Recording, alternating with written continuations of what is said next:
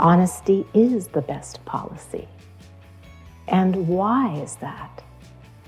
I think because it's so direct, it's so earthy, it's so down to earth. Because when we're honest, we can look at ourselves directly, we can look at our own behavior, we can admit when we've made a mistake, and we can learn how to change at least some of our ways so that we don't cause at least that particular kind of harm again.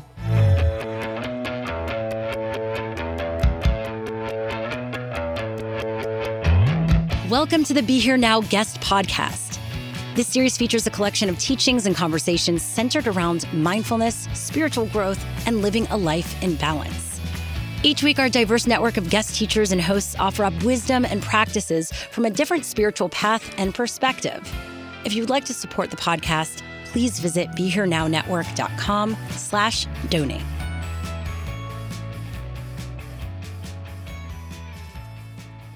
So this evening, I want to talk about truthfulness. We're kind of picking up the paramis for each of us having a different take on them. And I really felt a passion of something I wanted to communicate to you about this one. I have no idea if I'll be able to, but the truth is I have this mind that just generates so many creative ideas, and that's the good news. But then it really has no idea of how to organize them. So we'll see what happens. But I thought I would start just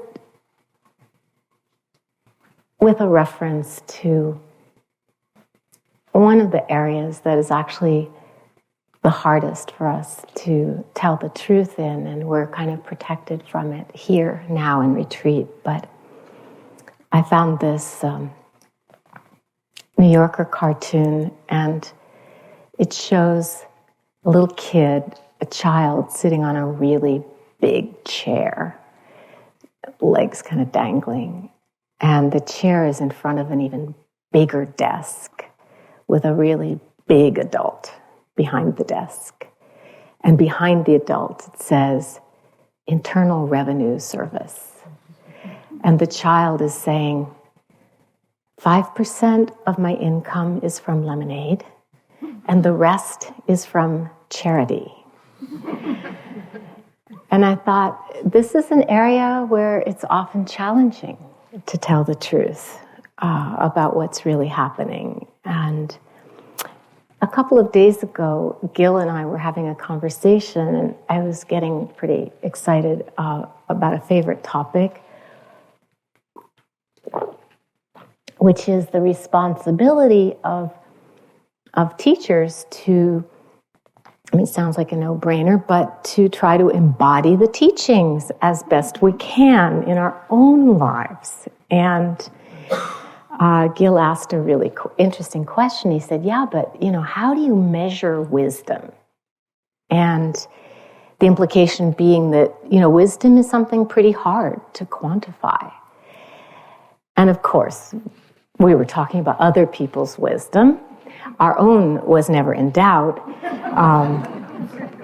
But we were wondering, how do you measure other people's wisdom? And what I discovered in doing some research is that the Buddha had actually a very simple test for measuring wisdom. And he said, if you can motivate yourself to do things that you really don't like doing, but that will wind up bringing you happiness. And if you can stop yourself from doing things that you very much like doing, but will cause you or somebody else harm or pain. To whatever degree you can do that, that's your degree of wisdom. And he got this criterion. It's really simple. Of course, it's simple. Galileo said, all truths are easy to understand once they are discovered. The point is to discover them. Well, once he discovered this, we can see it's quite simple. He got this criterion for assessing exactly how much wisdom we have from his insight into the power of truthful or intentional action to create happiness or grief for us, pleasure or pain. It sounds so simple. It actually is very simple. It's a practical test for wisdom that can be applied to all levels of our experience, from the most subtle levels of, the most refined meditative states to just the obvious levels of how we behave day to day. And so we'll look at some of these levels and how this works in this talk. So truth is a wise thing because it works. This is very practical. I think when I say simple, I really mean it's so practical. It makes a difference in our lives. Honesty is the best policy. And why is that? I think because it's so direct, it's so earthy, it's so down to earth. Because when we're honest, we can look at ourselves directly, we can look at our own behavior, we can admit when we've made a mistake, and we can learn how to change at least some of our ways so that we don't cause at least that particular kind of harm again. But we do have to tell ourselves the truth about what we're really attached to. And do these things really make us truly happy and deeply peaceful or not? We do get addicted to things and substances and people because we believe we have to have them to be safe and comfortable and happy. And even if we know they might not really make us happy. Now here I have to bring in my favorite cartoon. I find a way to bring it in to a talk every year. This time it's about the point of things that we may love even though we know they're not necessarily going to make us happy. So this is the cartoon. You kind of have to see it for it to work. It shows two snails talking to each other. And up in the corner, there's a Scotch tape dispenser. And one snail is saying to the other, "I don't care if she is a tape dispenser. I love her."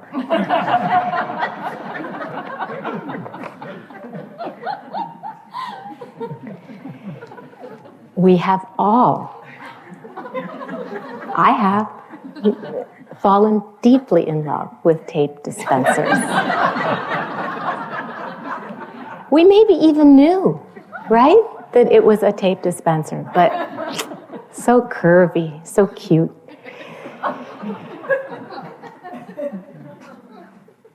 Or after sitting for so long, one student came in and said, and this was really a triumph for her because she'd been suffering a lot. And she said, "I've had all these wonderful experiences. I've got this whole basket of pleasant experiences now. And then I went to dinner and I got a stomach ache and it just wrecked the whole thing." Now, she had a lot of awareness and was smiling at herself as she said this, but she was so honest.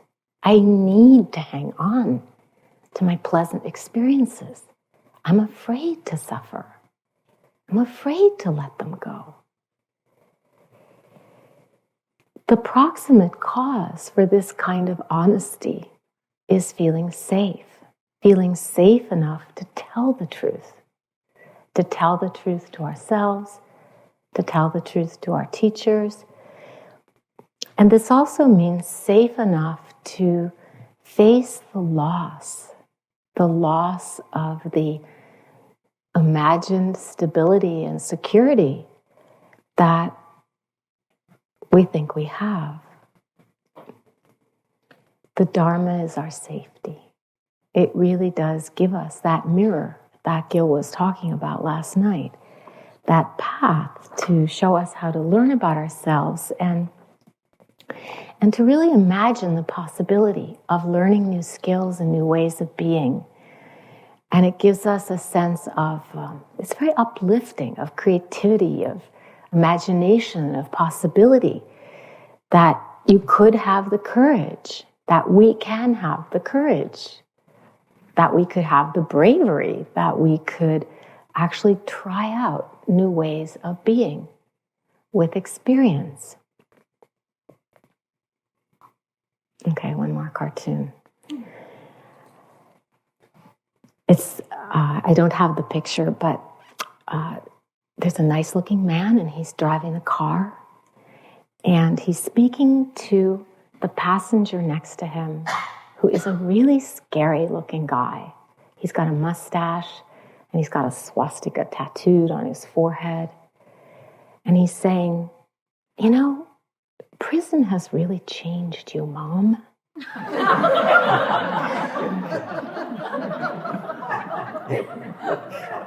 We can try out new ways of being. Retreat can really change us.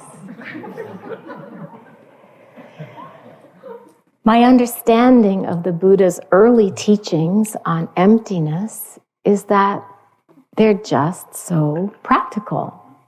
And they are entirely based on the understanding about our actions and their results. And I will talk some more about karma, cause and effect, in my next talk, but just for the purposes of this one, just simply understanding. We do things, people do things, we do things too, and there are consequences to these things we do. So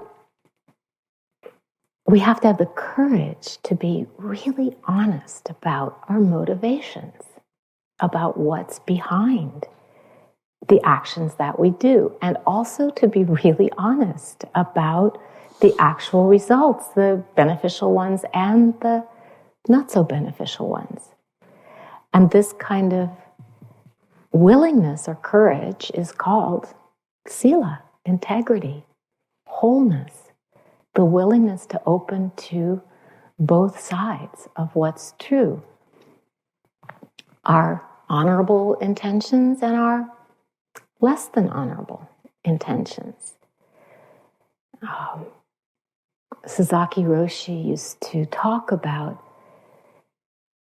the ability to have, he used to talk endlessly about plus and minus, but the expression that I really liked, that I want to share with you, he talked about being able to have plus and minus in the same room.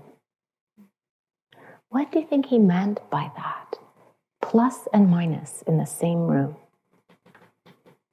Can love and hate peacefully coexist in the same heart?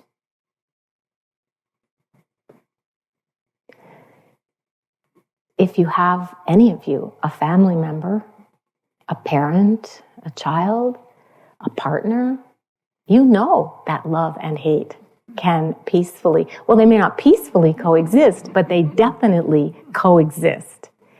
So, in the psychoanalytic tradition, the ability to acknowledge both sides of relationship, this plus and minus, the truth of the whole heart, is called ambivalence. And it doesn't mean the ambivalence of, wobbling or oscillating back and forth and unable to decide. It means being able to hold two valences, two felt senses, two meanings that are actually very, very different and even in opposition. But to be able to have a heart wide enough, open enough, honest enough to include them both.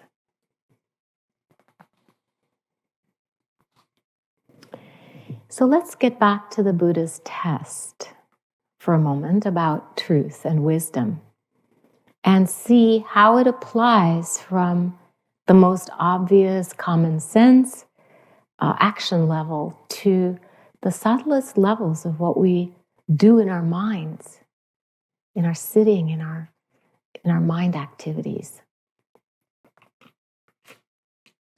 For years, I really struggled to make sense of a confusing life, a life where I witnessed a couple teachers that I really loved doing things that I didn't love and didn't actually know how to understand. Talk about attachment. When you have given your whole life to a teacher and really poured all of your energy and intelligence and your life energy and love into living these teachings and sharing them with others the best you can, believe me, you are definitely attached to the outcome. It's just impossible not to be. Especially when one of the teachers was my beloved husband. So we were just karmically linked in every possible way of, parenting and working and teaching together. And in that situation, there was so much at stake to lose that really everything mitigated against my telling myself the truth of what was happening. And the truth was actually too hard to bear. And I tell you this just so that you know, I really know what it's like, something about how hard it can be to be honest about what's really going on in our lives and about our intense investment in it and our participation in it. Just one more cartoon. In this cartoon, the head of a company is speaking to a large group of employees, and they're all gathered together in her office. And she's saying, "We are still the same great company that we've always been. It's just that we've ceased to exist."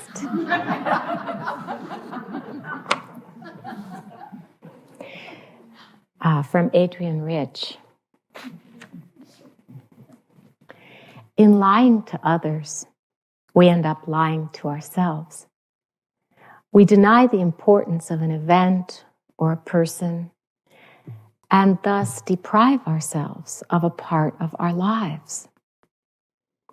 Or we use one piece of the past or the present to hide or screen out another.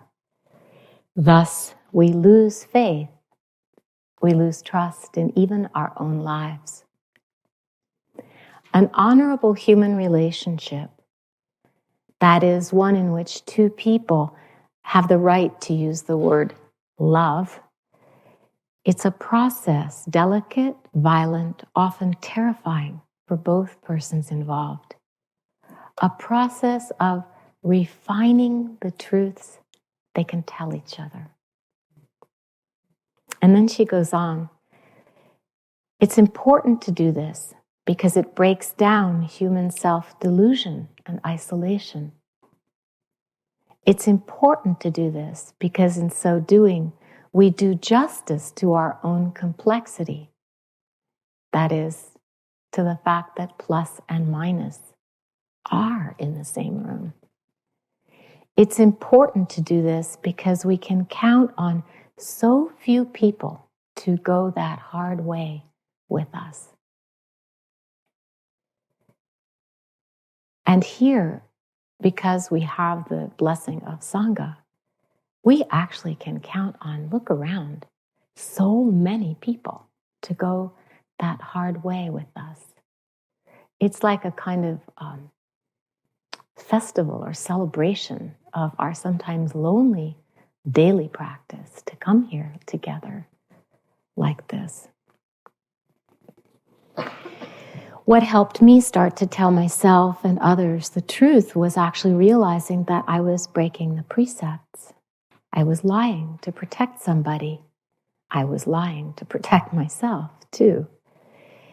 So the Buddhist precepts helped, along with a 12-step program. And because I felt so childlike and bewildered, actually, by teachings being used to rationalize things I just couldn't accept, I turned to the Buddha's advice to his 7-year-old son. I felt this was something that I would be able to understand. And just imagine having a parent when you were 7 years old who would tell you stuff like this. And here's what he said, and try not to turn away from listening because it seems so simple. In Zen we say a 7-year-old can understand it, but a 63-year-old cannot fully put it into practice, or whatever age you are. So please listen with your third ear, the one that can hear how this simple teaching opens the mind door. That if we take it to heart, it really can take us outside of our mind house and to that land of darkness and frogs singing, where spring comes and the grass grows by itself. It sounds so romantic, but how do we actually do this? So what the Buddha said, it feels like the volume dropped. Can you hear me okay in back? Just nod or not. Okay. Yeah, I know.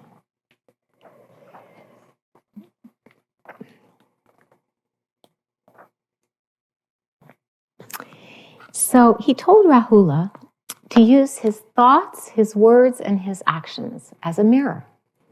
And he said, in other words, just as you would use the mirror to check and see if you've got, a chocolate mustache on your face,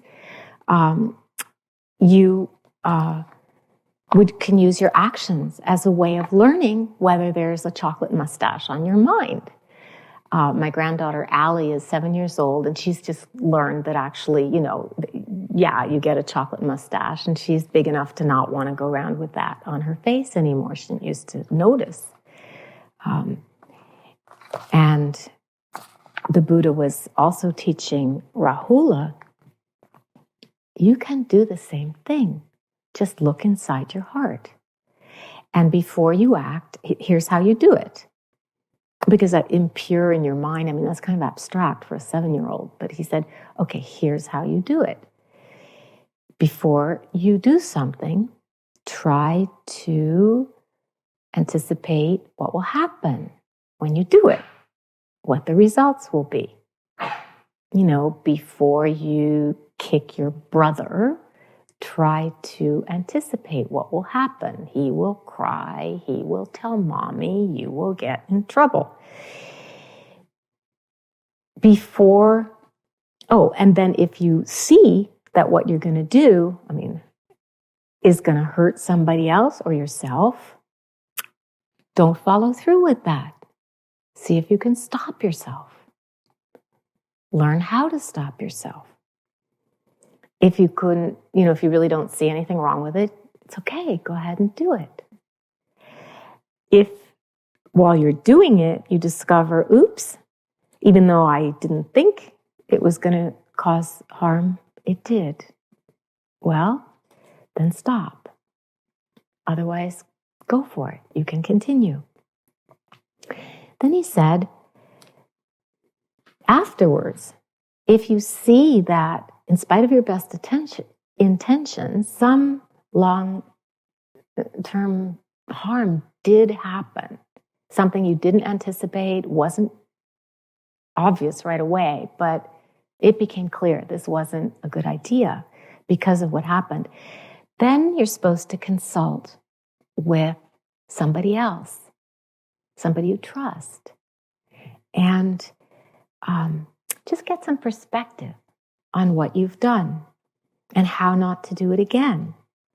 and then promise not to do it again. Now, can you just, the kindness of teaching a young child how not to be ashamed to tell the truth about their mistakes. Can you imagine if you grew up feeling safe enough, just breathing that clean air of forgiveness and transparency, knowing from an early age that it's okay to be a learner in this life, that there's no reason to be embarrassed to share mistakes with people that you respect and trust, and being taught that even if you think that you can hide things, maybe if you can even hide things from them that you think are bad, you can't really hide them from yourself. And eventually, in order to bear the cognitive dissonance or the self-punishment of guilt from living a lie, you'll have to start lying to yourself. No, I didn't kick her. I really didn't. I watched,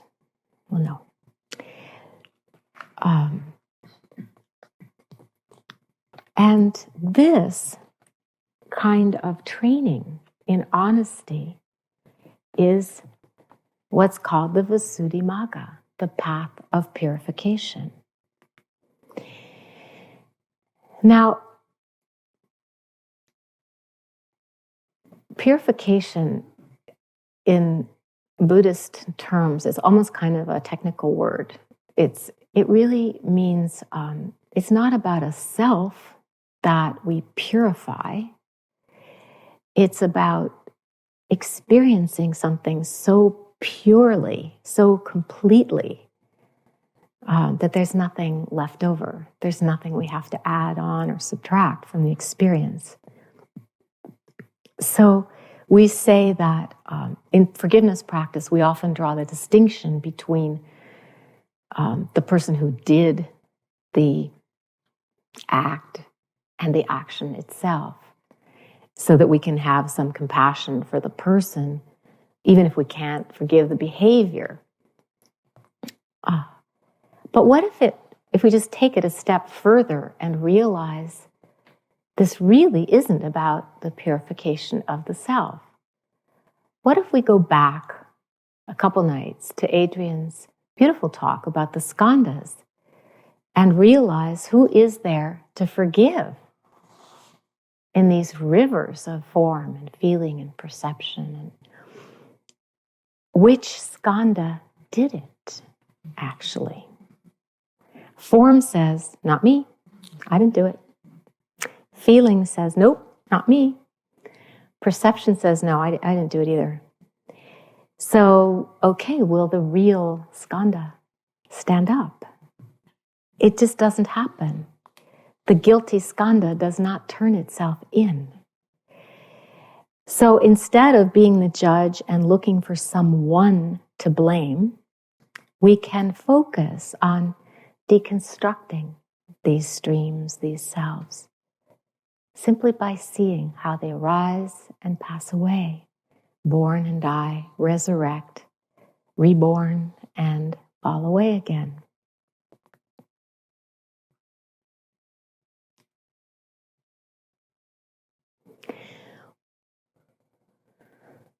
What's important is how we live, the actions themselves, so practical.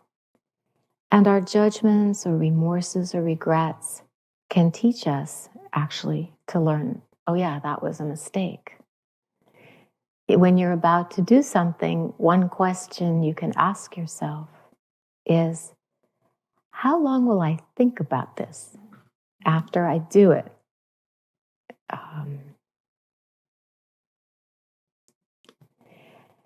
And we can contemplate our sila, our goodness, not as a way of just like bolstering our sagging self-esteem, but as a way of rejoicing in our growing honesty and courage and strength. This is a parami, after all, a spiritual strength that we're cultivating. And my grandson Owen turned 5, and he passed his big karate test. He told me on the phone yesterday morning that he got a double orange belt, and that means that he can be a lion now. He's graduating from the Tigers. Like you, he has practiced these disciplines of fairness, respect, and discipline. I guess that's the other one. And he can rejoice. And, we don't give out stripes and belts after 1 week or 2 weeks or 3 weeks of retreat. I don't know which skanda would receive it if we did, but instead of getting caught up in our identity of being good or bad, or as our composure and clarity inevitably fluctuate, we can focus our attention where it really matters, on just seeing how our actions and approaches give birth to ourself, and how it arises, and how every single time it's like getting up and just walking into a glass door. We can't see it, but ouch.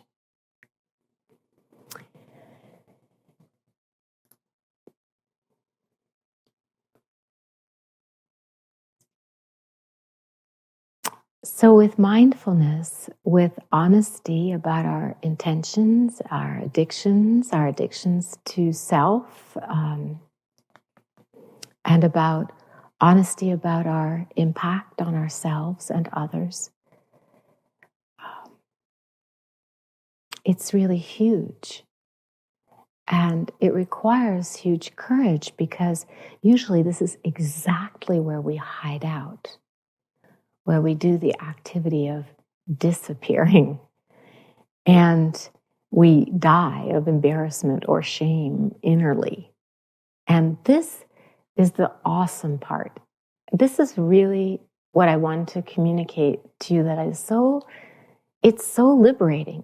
It's so freeing, really, that the path of purification, of stepping out of our mind house, is just this. The Buddha actually praised the honest acceptance of responsibility or blame as something good on our path. Responsibility, I think, more than blame. But in fact, he went so far as to say this is the means for progress on the spiritual path. He told Rahula that recognizing your mistakes and admitting them to others was the path of purification of thought, word, and deed. During the precept ceremony in the Korean Zen tradition, where I told you we took the precepts, and when we took the precepts, we did a chant, and our teacher lit moxa, incense, on our arm, and it burned down while we chanted, so that we would always have a mark. We could never forget that we took the precepts. This is 5 and this is 10 here. And we would say, it's very archaic but beautiful, on account of my beginningless greed, anger, and ignorance, born of my body, speech, and thought. Since beginningless time, I now acknowledge and purify it all. And we would just say this over and over again.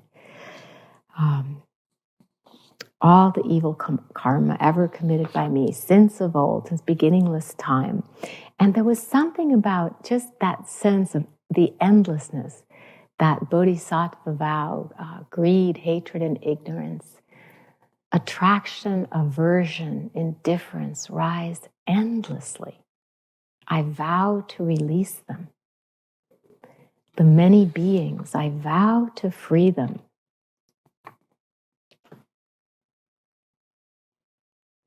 something really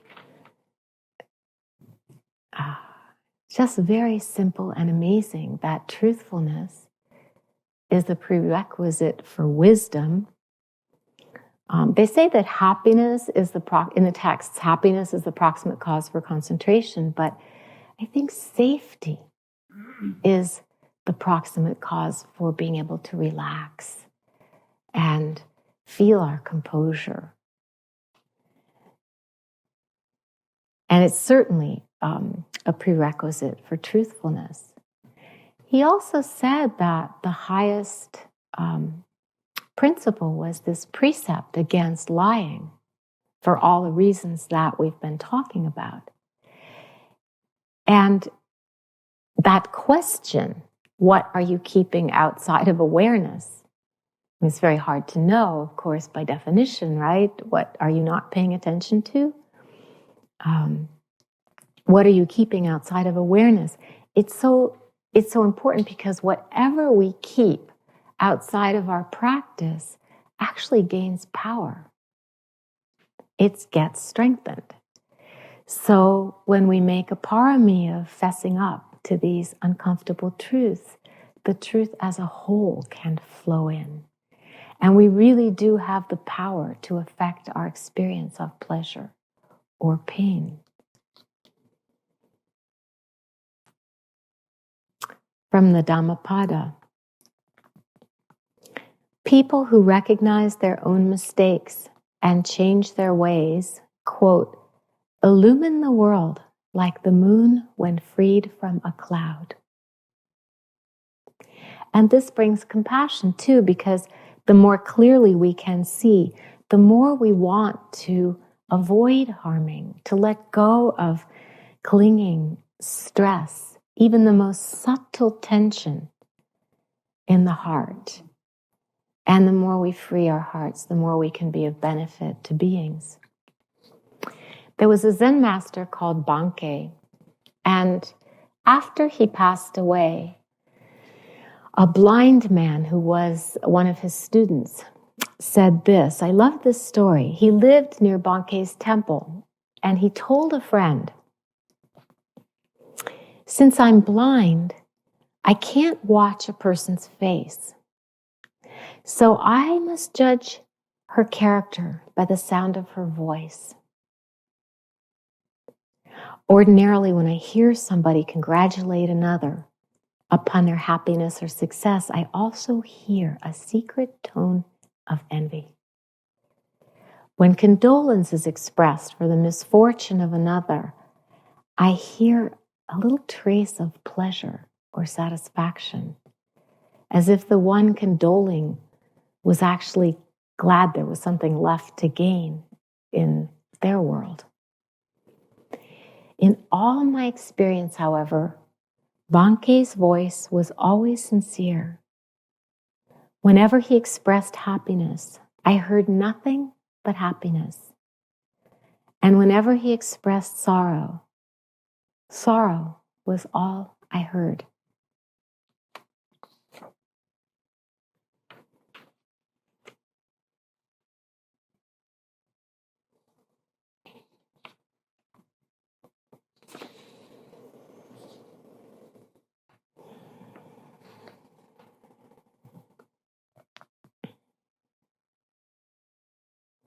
So whether you see the truth, however you perceive the truth, as the truth of these rivers of streaming being, no one who can be called the self, whether you see the truth as being this Buddha's test for wisdom, it's so practical. I love this. How stuck we are to the things that cause suffering, and how free we are to choose things that are of love and happiness. It does all boil down to our taking our seats as the noble sons and daughters of the Buddha, the queens and kings taking our Vajra seat to practice these diamond truths that Gil talked about last night, telling ourselves the truth about how we really are, how it really is. being honest about the tension or stress that we may still be carrying, being willing to let it go, being willing to stay present and awake, to be patient enough to see it pass, to just see it fall away, cease to be. It will, inevitably. And to walk the path of mature and responsible honesty. No easy walk to freedom, as Nelson Mandela said. This is from Howard Thurman. Howard Thurman, some of you might know, he was a real mentor to Martin Luther King Jr. and to Maya Angelou and many others. And I knew about him because he was the dean of the Marsh Chapel at Boston University. He was considered one of the greatest preachers of the 20th century. And he actually met with Gandhi in 1936. And his best-known work really laid the foundation for the nonviolent civil rights movement. When he died in 1981, his loss was keenly felt in Boston and probably all over the world. He said, "There's something in every one of you that waits and listens for the sound of the genuine in yourself. It's the only true guide you will ever have."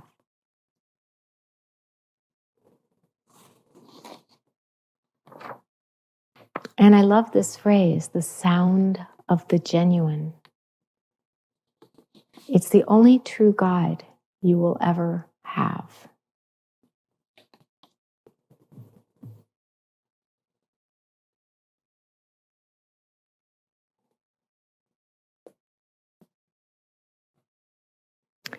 So we too have this sonar, I think this inner sonar for the sound of the genuine. And we can recognize, we too can hear so much in each other's voices, in the voices that we listen to in our own hearts.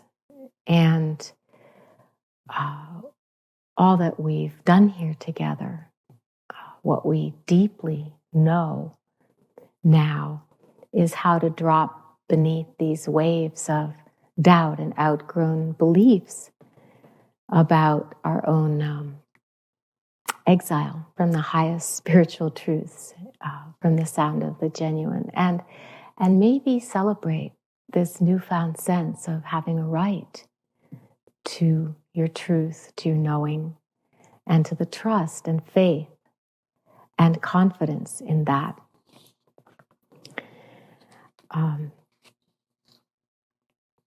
And this too is from the Buddha. The Buddha talked about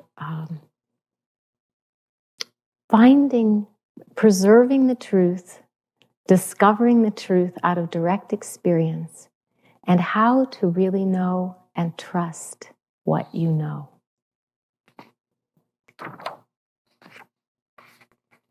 My teacher, my first Zen teacher, Desan Sanim, he talked about great faith, which is that trust in the truth. And he explained it this way. And some of you may remember this. He held up one finger, little finger, and he said, "Can you see this? Can you see this? I think everybody here, you can see this." And he said, "That's great faith. Just trusting your perception, trusting what you see." He says, we're living in truth. We have to believe our eyes, ears, nose, tongue, body, and mind, that this is the truth. This is it. And the last story that I want to tell you is about my other Zen teacher, another Zen teacher, Kobun Chino Roshi, who taught me this during a session where I didn't meditate at all. I was flown across the country by the Sangha to babysit for a member of the Sangha who had 3 children under the age of 5, to allow her to attend retreat. And I think the feeling was I was the only one who could stand to live with 3 children under the age of 5 for a full week alone with them. And it was a pretty intense retreat. I remember fun things like swinging in the hammock and reading stories. But I also remember those 16 little meals every single day. And the 9-month-old who wasn't fully weaned, and what would happen at bedtime, and desperately, even trying to nurse her. But of course, she knew the truth and would have none of it. So at the end of the week of the sesshin, I did get to have Dokusan, to have an interview with the teacher. And it took place, we walked down away from the house, away from the children.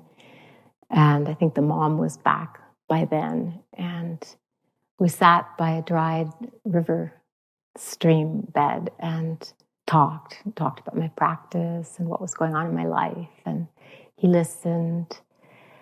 And then there was just a moment when, the interview was over. My 15 minutes were up. And he stood up. He'd been sitting on the ground. And he stood up and he brushed off his robes. And he said, this is it. And it was said very casually, this is it. Like, okay, our interview is over. But because it was my teacher, and because I had been practicing so hard that week, when he said, this is it, I also knew he meant, this is it. There is no other practice. There is no other place where the truth is to be found. It wasn't up in the zendo more than in the house when Lily was screaming at bedtime. It wasn't going to happen in some realization after our meeting because we had a meeting. And it wasn't anything huge and awesome and startling and amazing. It was just standing up and brushing off the robes and understanding that when we're present and awake and honest about what's happening, every moment is it. This is it. And this is it. And this is it.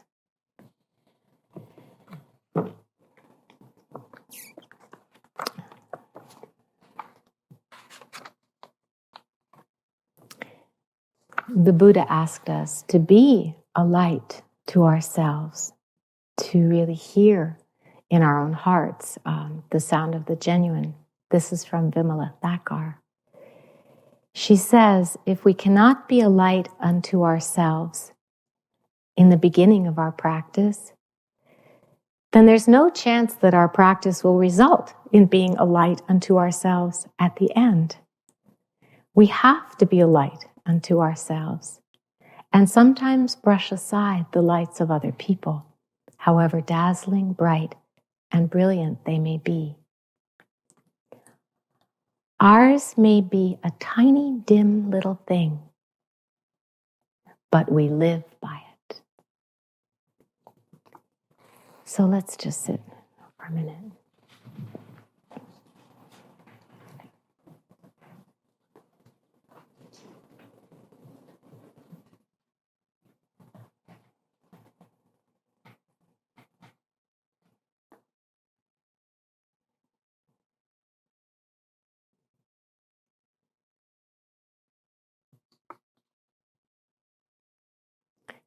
There's something in every one of us that waits and listens for the sound of the genuine. It's the only true guide we will ever have.